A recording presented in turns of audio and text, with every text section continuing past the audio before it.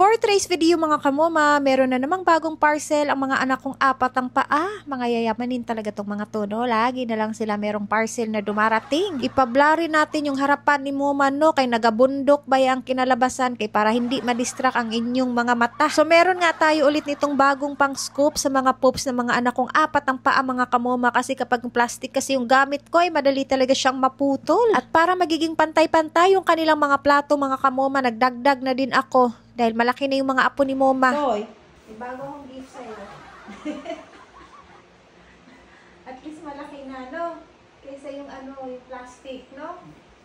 Okay na to. Tapos bagong plato nila.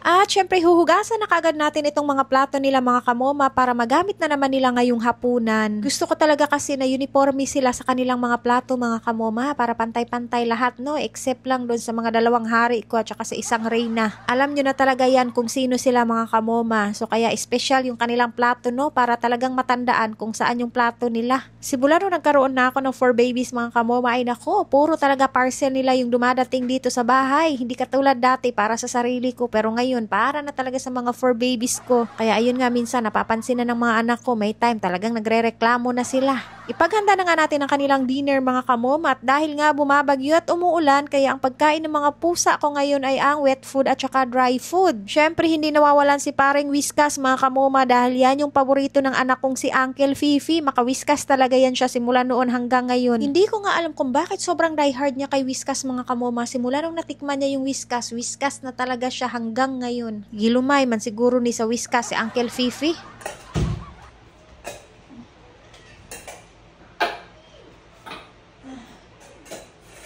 May nag-i-enarte pa ba? Ayan na si Miyang anak.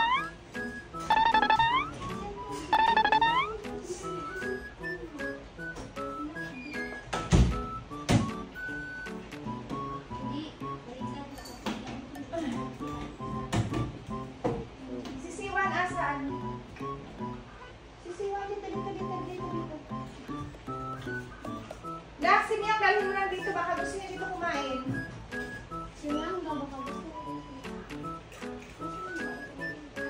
Siwan, wag ka na mag-inarte. Wala kayong isda ngayon. Ayan, o. Tingnan mo yan. Oo. Ayan. O, amuyin mo. Asan siya na kay Ma? Si Myong? Sus, malusip. Dito na lang. Dito. Kunin mo. Ay, nako. Siwan! Oh, exchange lang kayo ninyo. Oh, exchange. Ayan, o. Gusto mo yan? Alin dyan gusto mo? Ay, nagay mo siya dyan. Gusto mo din ako yung halo. Ay, nako.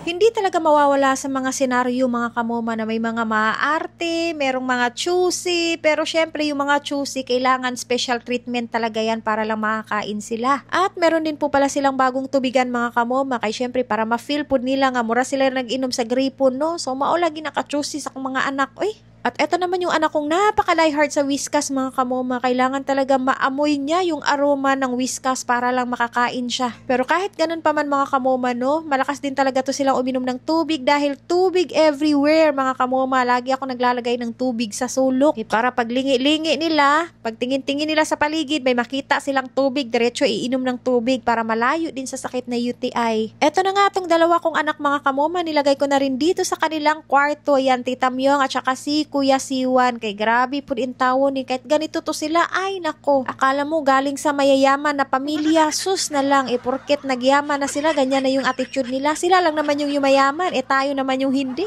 Kahit ito si Tita Myong, tanggal na nga yung balahibo, choosy lang gihapon, ay ambot na lang gyud. Wala talaga yan sa katayuan ng anyo nilang pagiging choosy nila mga kamoma. Ito din napabilib din ako dito kay Gomdori, kasi ito kahit ano lang, pero pagbusog na yan, tinatakpan na din niya mga kamoma. Bilib ako dito sa afam na ito, wala talaga siyang kaartihan mga kamoma, kahit anong pagkain ibibigay mo sa kanya, pero halata naman po sa iyang katawan, no? So, that's it muna ang voice over video ni Moma.